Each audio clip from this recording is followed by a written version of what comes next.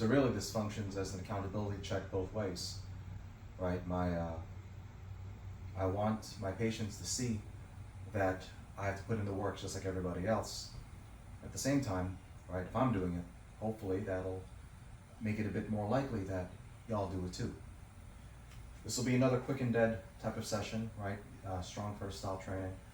We're going to do this with a kettlebell this time, with a kettlebell snatch this time, as opposed to the push-up and swing progression.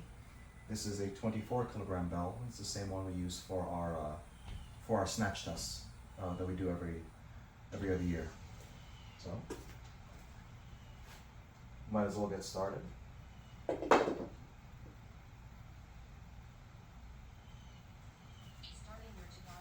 The warm-up was me filming a bunch of other content earlier, so I figure I might as well just get right into it.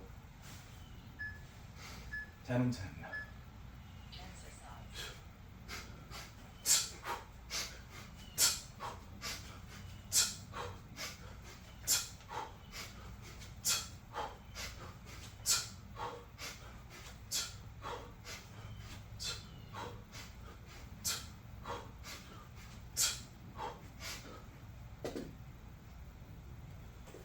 Similar to the last session, it's going to be 10 minutes on the minute for 2 minutes. Because the snatch is a much more taxing lift than the push-up or the swing, the recovery interval is going to be 2 minutes this time instead of 1 minute, which means we shave off about 10 minutes of total work, which also means that it's a 30%, 33% faster training session, 20 minutes instead of 30, which really matters when you have a busy life.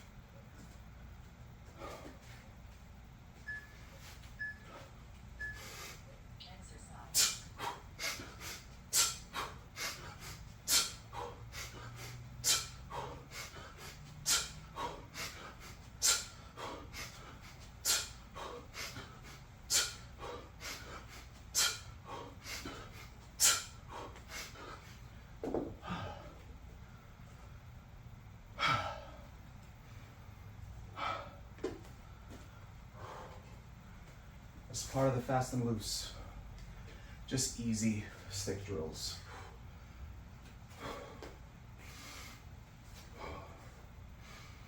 Nothing too crazy, just enough to keep the system fluid.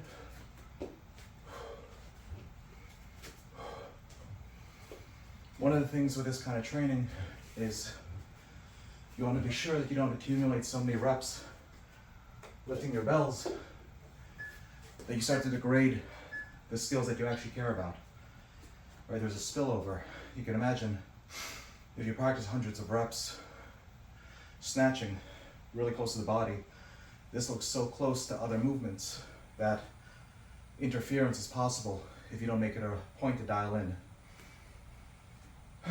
Roughly speaking, it's like for every minute, or that's not realistic, for every hour spent training this type of stuff, right, for conditioning, you should be spending more time doing the skill that matters to you. So if you're a fighter, right, you fight. If you're a gymnast, you practice on the bars and whatnot, right? Don't let the conditioning interfere and take away from this skill that you care about, because at that point you're undermining yourself, right? Unless this is the point. If the kettlebell is the point, then obviously this is fine. But many of us, myself included, we train this type of weightlifting, this type of power work to support other things, right? My main task is taking care of my family, taking care of my patients, a lot of Filipino martial arts, right? A lot of stick work, a lot of knife work, that type of stuff. So I need to be fast, I need to be nimble. And frankly, I need to be able to carry my kids on my shoulders, right? My oldest boy is just about 80 pounds. And then my other children together weigh another 80 pounds. It's a plane flying overhead. But that means between the kids, it's like 160 pounds of person I gotta carry, right? If they get tired, if they get fatigued or whatever, if we're out in the parks, right, just hanging out. So like, if a big kid gets tired and goes, Dad, I need you to carry me, technically it's, carry yourself, but if he really needs me, I gotta be there for him.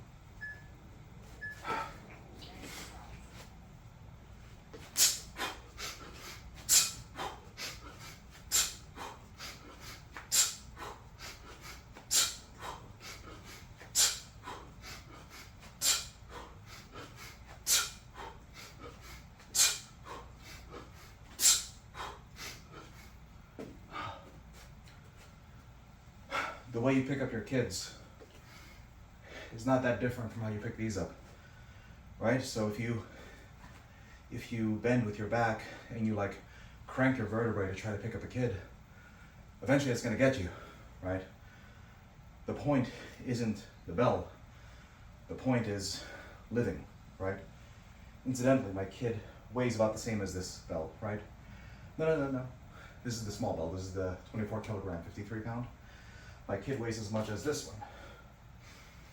I could snatch that too, but that's not for today.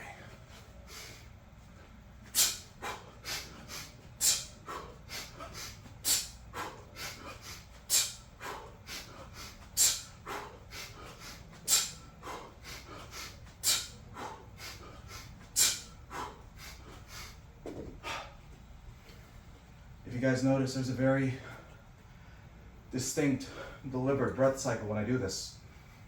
Right, we're not leaving that to chance. When I cast the bell down, I'm breathing in, using the air in my lungs to push on my abdomen to create a splint for my spine. When I snap my hips, I exhale sharp to get a bit more tension, again to protect that spine. Make sure the power transmission from my hips to my back is clean. The breath at the end, because it goes, right? That is to make sure that I know to exhale and cycle a new breath. Because you can imagine, with enough adrenaline, you start holding your breath, go, right? And you forget to relax for a second. That's a very deliberate,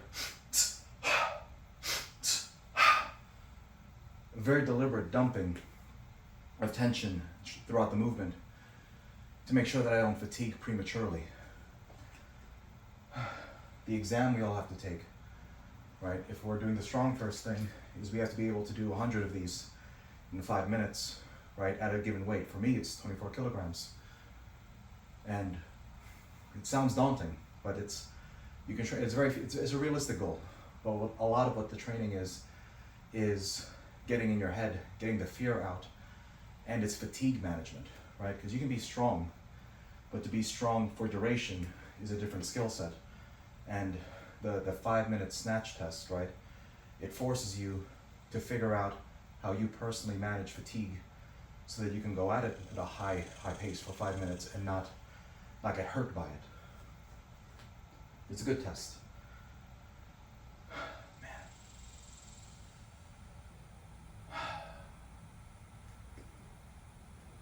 There's a talk test built in as well. This is actually interesting. Me filming and recording and talking to y'all like this forces me to make sure that my airflow is sufficient, right? I need to be able to do the training and talk, which means, by definition, if I can talk to you guys, I'm passing the talk test, which means I'm where I need to be. If I'm so gassed that I can't speak, then something's up. And if it's so casual, like you guys can catch it, I'm speaking, then I have to take a moment to recover before I go again. If I can just talk ad nauseum, then same thing, I gotta dial in. Next set.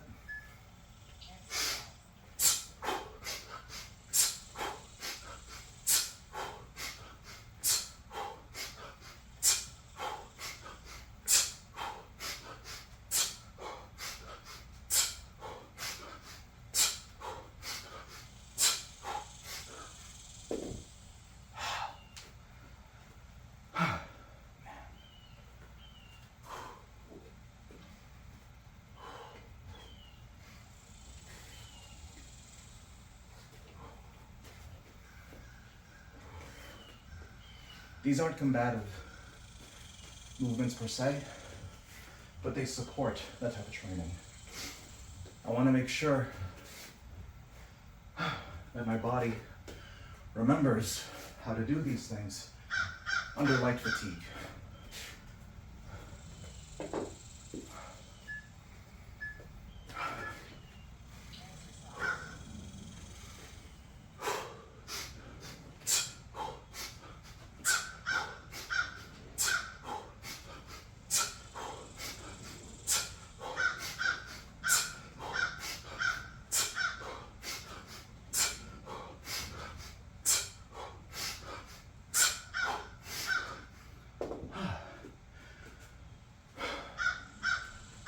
True story, this is actually the first time I've run snatches.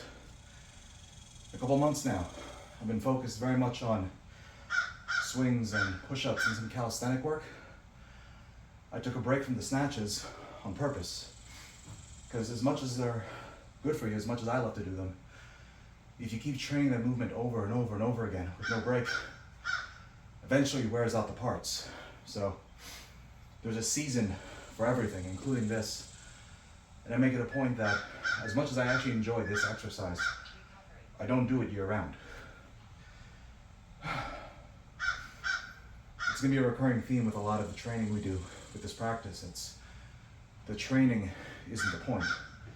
The training is how you refine and get to the point.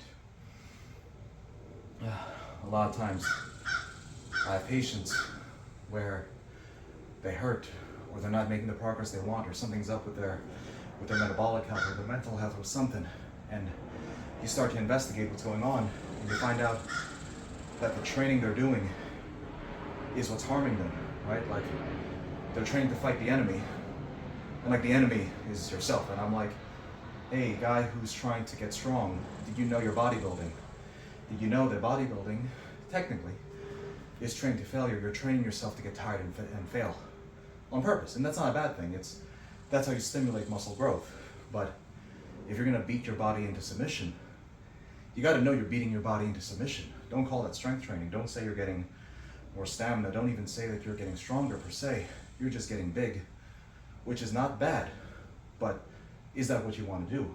Versus like, look, I've been doing this for 15 years now, and I'm not that jacked, but that's okay. I don't want to be that jacked. Like, formally, I don't want to be. It interferes with the things I care about, right? I want to be strong, I want to be fast, I want to be mobile, but I don't necessarily want to look like a muscled guy per se, right? So my training reflects that. My training makes me energetic, makes me powerful, makes me agile, all that good stuff. But unless you see me move, you might not know that there's much behind that. And again, that's kind of the point here.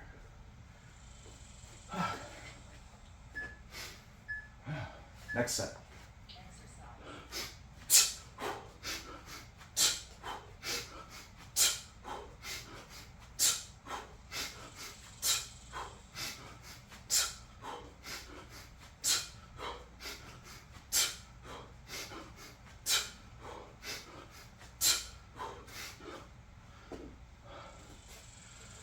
When you do this, you want to make sure that your technique for handling the bell is dialed in. You don't want to overgrip it. Because if you're squeezing the thing for dear life, afraid it's going to fall out, you actually hurt yourself. You break calluses, you sprain fingers, you start developing tendon issues in the flexor surfaces, right? It's a shockingly loose grip, like it's barely there when I'm tossing this bell, just enough to steer. Some of the really good guys can just let go and catch it again, and I'm like, I'm not that good.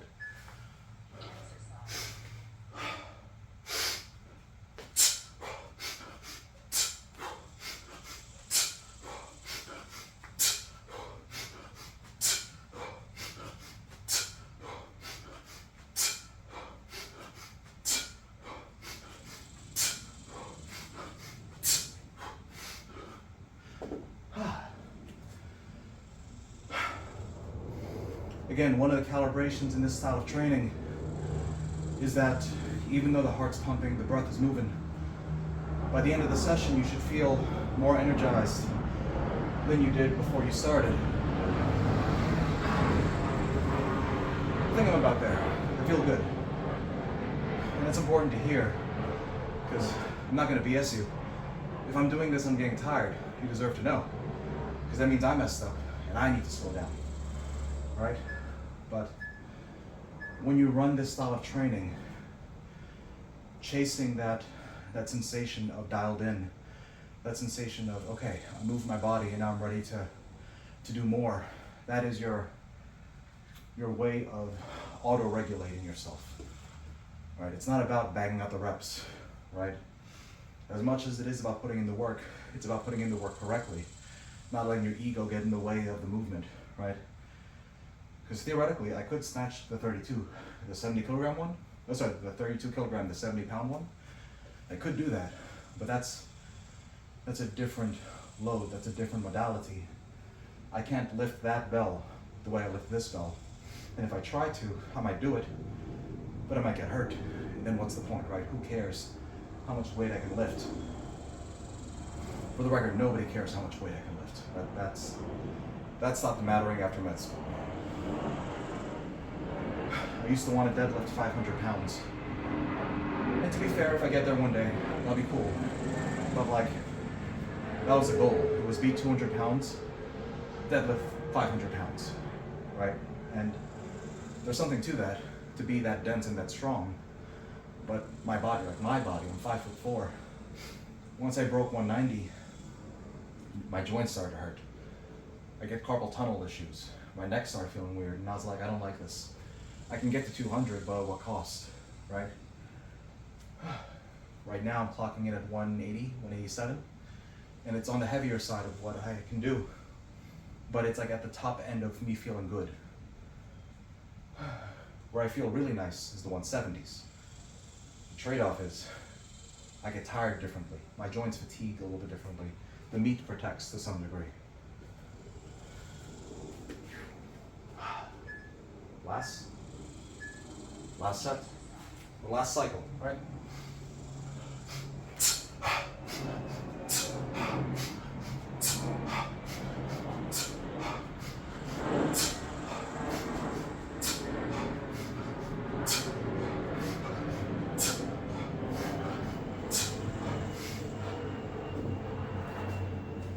Does this count as a parasocial relationship yet? I'm talking to my camera. Technically, I'm talking to you all, my patients who pay me to do this.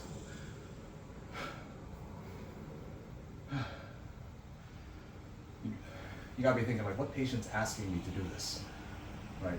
Nobody's saying outright, hey, Dr. Paredes, go lift and film yourself. It's for the things I want my patients to do.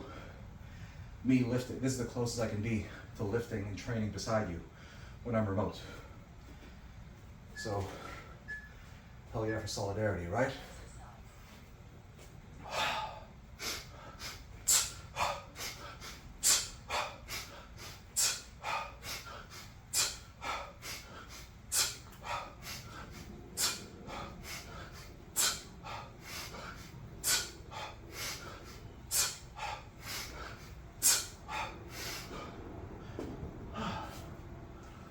I'm fully aware that I did not rep with the stick as much as I could have, because I've been focused on talking to y'all. I'll probably do that afterwards, like off camera. Work with our blades and whatnot, do some sword drills, do some footwork drills. Make sure that the reps stay even. It's good to find a way to train and keep the session less than 30 minutes. More is nice, but you should find a way to get what you need in 30 minutes, right? And then you can worry about what you want later. Like, I kind of want a six-pack. Not for my own reasons, but because I want my kids to think I'm a superhero, right? But do I need that? No. Do I want it? Yeah. Do I want it bad enough to train for it? Let's see, right?